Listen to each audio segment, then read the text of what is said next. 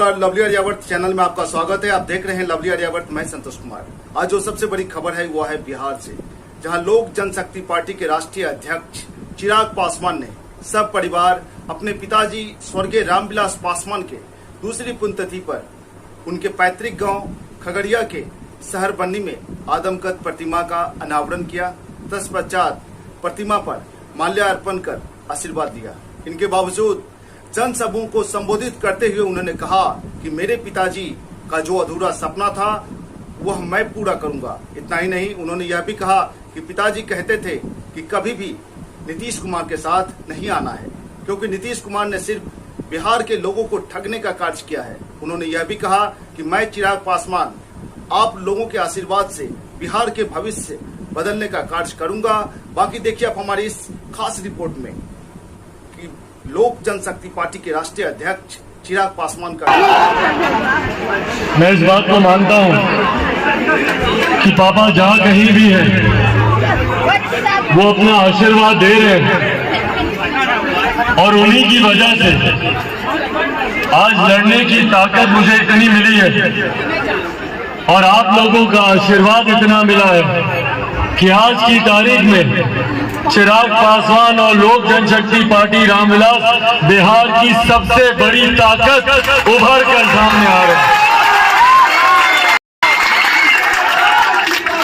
और ये वादा आप लोगों से करके जाता हूं, ये वादा आप लोगों से करके जाता हूं कि पापा ने जितने सपने देखे थे, उन्होंने जितने सपने अपने क्षेत्र के लिए, अपने गांव के लिए, हमको याद है जब भी हम उनके साथ आते थे हमेशा हमको पापा बताते थे कि यहाँ पे अस्पताल में हम लोग को ये करना है, यहाँ के विद्यालय में हम लोग को ये करना है। हर बात वो हमको हर बार कहते थे। सरकार हम लोग का साथ कभी देती नहीं थी। नीतीश कुमार जी ने हमेशा हमारे नेता मेरे पिता को अपमानित करने में कभी उन्होंने कोई कसर नहीं छोड़ी। हमेशा उन्होंने मुख्यमंत्री नीतीश कुमार जी ने काम किया और यही कारण था कि पापा अपने अंतिम दिनों में कभी नहीं चाहते थे कि हम लोग कभी भी नीतीश कुमार जी के साथ मिलकर चुनाव लड़े। जब वो होश में थे, परिवार के तमाम सदस्य साक्षी हैं, गवाह हैं, जब वो होश में थे हमेशा पापा यही बोलते थे कि जैसे मैंने 2005 में अकेले चुनाव लड़कर अपनी ताकत दिखाई, उसी तरीके से तुम भी अकेले चुनाव लड़ना। कभी मुख्यमंत्री नीतीश कुमार जी के सामने नतमस्तक मत होना, क्योंकि उन्होंने बिहार को लूटने का काम किया। और मैं ईमानदारी से अपने पिता की अंतिम इच्छा को पूरा करने में लगा रहा। और ऐसे में परिवार में ही कुछ ऐसे लोग आए जो मेरे पिता के अपमान को भूल गए और उन्हें नीतीश कुमार विकास पुरुष लगने लगे। उन्होंने परिवार से ही बैर मोल ले लिया, इस वजह से कि क्यों मैं मुख्यमंत्री नीतीश कुमार जी के खिलाफ गया। भाई वो तो पराए थे, उनके खिलाफ अगर मैंने लड़ाई लड़ी तो मैंने अपने प्रदेश के लिए लड़ाई लड़ी, अपने प्रदेश के विकास के लिए लड़ाई लड़ी, अपने पिता के अधूरे सपनों के लिए लड़ाई लड़ी, बिहार फर्स्ट और बिहारी को फर्स्ट बनाने के लिए मैंने लड़ाई लड़ी। भाई मेरी लड़ाई तो बाहर वालों से थी, मेरी लड़ाई तो बाहर वालों से थी। इसमें मेरे अपने ही क्यों मेरे खिलाफ हो गए, ये मेरी समझ में ही नहीं आया। पर बहरहाल उन्होंने जो किया दीदी, उम्र में मुझसे बड़े हैं, सम्मानित हैं, उनके लिए मैं वो आदर हमेशा रखूंगा। पर उन्होंने जो बर्ताव मेरे परिवार के साथ किया, जिस वक्त मेरी बहनों को, मेरी मां को सबसे ज्यादा जरूरत थी, उस वक्त वो लोग हमारे साथ खड़े नहीं रहे।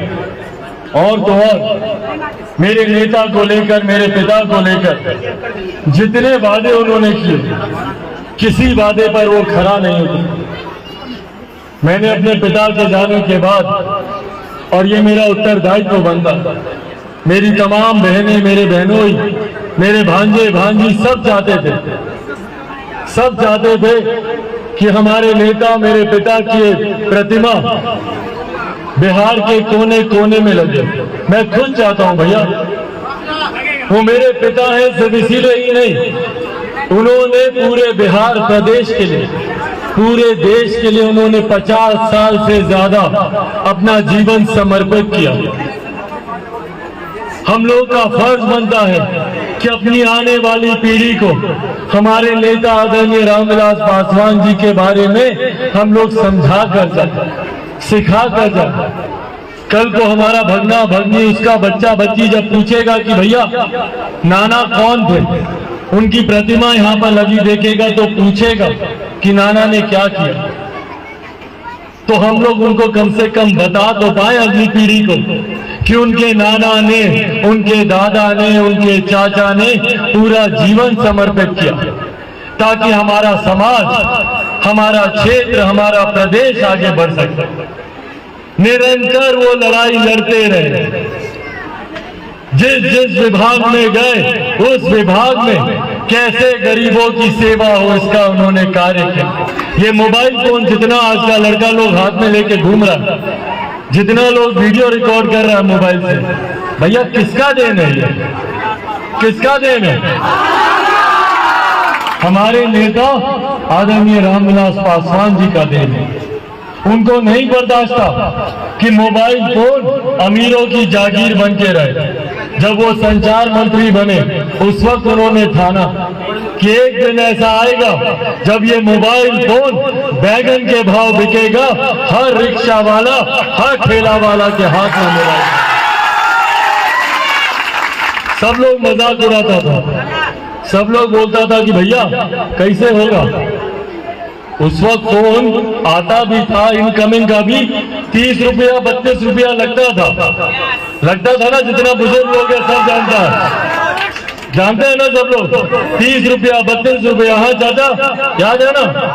उस वक्त लोग मजाक उड़ाता था, बोलता था कि पासवान जी सपना देख रहे हैं, कभी संभव नहीं हो। और आज देखिए सबके हाथ में मोबाइल फोन है। ये सोच, ये देन हमारे नेता आदरणीय रामविलास पासवान जी की है। ये सोच उनकी थी कि कैसे गरीबों को, कैसे गरीबों की मदद की जा सके। आज अगर मेरे पिता अपनी चिंता करते, अपने स्वास्थ्य की चिंता करते, तो शायद आज वो हम लोग के बीच होते। पर मुझे याद है जब उनका स्वास्थ्य बिगड़ रहा था, पापा ने अस्पताल जाने से मना कर दिया। बोले कि नहीं, अभी समय नहीं है अस्पताल जाने का। क्यों समय नहीं है? क्योंकि उस वक्त लॉकडाउन लगा हुआ था। दूसरे प्रदेशों से बिहार, उत्तर प्रदेश के लोग पैदल सैकड़ों हजारों किलोमीटर चलकर आ रहे थे। याद है ना सबको कैसे सब पैदल चला था। बच्चा लोगों को बस्ते पर बैठाकर, बस्ता खींच कर लोग पैदल हजारों किलोमीटर चला था। ये तस्वीरें देखकर पापा इतने विचलित हुए, इतने परेशान हुए कि उन्होंने अस्पताल जाना तो मना किया ही किया, पूरा मंत्रालय अपने घर पे बुला लिया। उस वक्त लॉकडाउन लगा हुआ था, मंत्रालय बंद था। तमाम अधिकारियों को उन्होंने घर पे बुलाया, घर पे बैठाकर दिन रात लगकर, ना सुबह का खाना ना रात का सोना, बिना किसी बात की परवाह चिंता किए हुए दिन रात कैसे गरीबों की मदद हो। उनको चिंता थी कि भैया जो लोग पैदल चल रहा है वो 2 वक्त की रोटी कैसे खाएगा, 2 वक्त का अनाज कैसे मिलेगा, राशन कैसे मिलेगा। उस वक्त उन्होंने प्रधानमंत्री गरीब जन कल्याण अन्न योजना का निर्माण किया। अगले दिन सुबह उठते ही प्रधानमंत्री नरेंद्र मोदी जी को फोन किया, उनसे मिलने उनके दफ्तर गए और वहीं पर अपने सामने उन्होंने इस योजना की घोषणा की, जिसके तहत आज भी पूरे देश में 81 करोड़ लोगों को मुफ्त में राशन मिल रहा है। ये सोच हमारा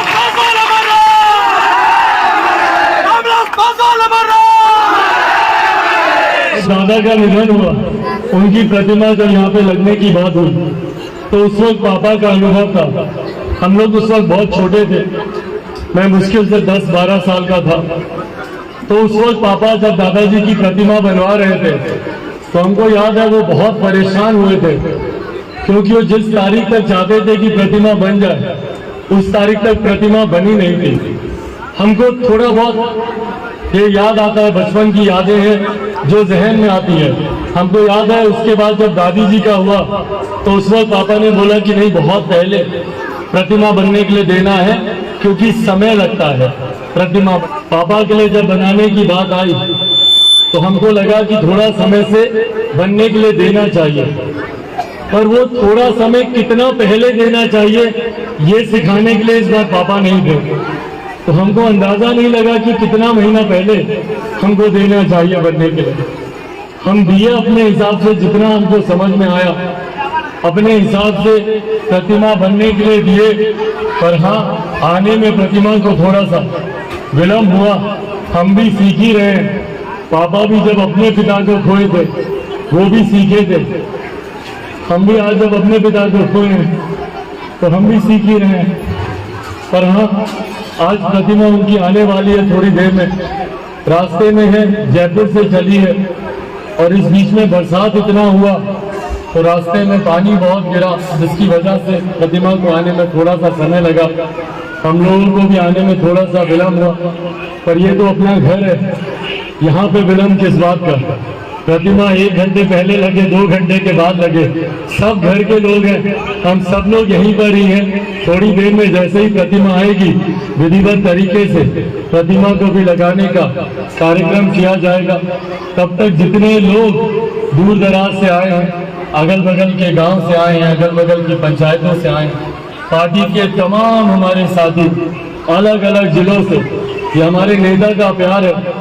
जहां दूर दूर से शायद ही बिहार का कोई ऐसा जिला भूल जाइए, शायद ही कोई ऐसा प्रखंड, कोई ऐसी पंचायत होगी जहां से उनको श्रद्धांजलि देने के लिए लोग नहीं आए हैं। और यहाँ पर सब परिवार की तरह इस भीड़ में मुझे कई बार देखकर मुझे होता है कि मुझे परिवार के कई इतने बड़े बुजुर्ग लोग भीड़ में मुझे खड़े हुए दिख रहे हैं। पार्टी के कितने ऐसे बड़े लोग हैं, कितने राष्ट्रीय पदाधिकारी लोग हैं जो मुझे यहाँ भीड़ में खड़े हुए दिख रहे हैं। पर ये भीड़ आम भीड़ नहीं है, ये मेरे पिताजी, हमारे दादाजी का बनाया हुआ परिवार है।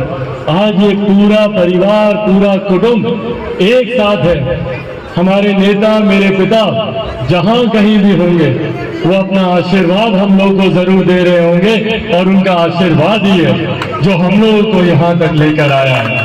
और आने वाले समय में इसी तरीके से उनका आशीर्वाद मुझे मिलता रहे, हम सबको मिलता रहे, और आप सबका आशीर्वाद मुझे मिलता रहे।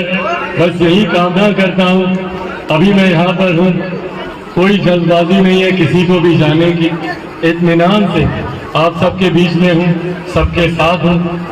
सुबह से मैंने भी कुछ नहीं खाया, आप लोग के साथ बैठकर अभी हम लोग खाना भी खाएंगे। जितने लोग आए हैं सबसे हाथ जोड़कर आग्रह करूँगा कि सब कोई ज़रूर खाना खाकर जाएं, ज़रूर यहाँ से अन्न यहाँ से ज़रूर लेकर जाएं, और अपना आशीर्वाद, अपना प्यार मुझ पर ही नहीं, हम सब जितने छोटे बच्चे हैं, मैं, मेरी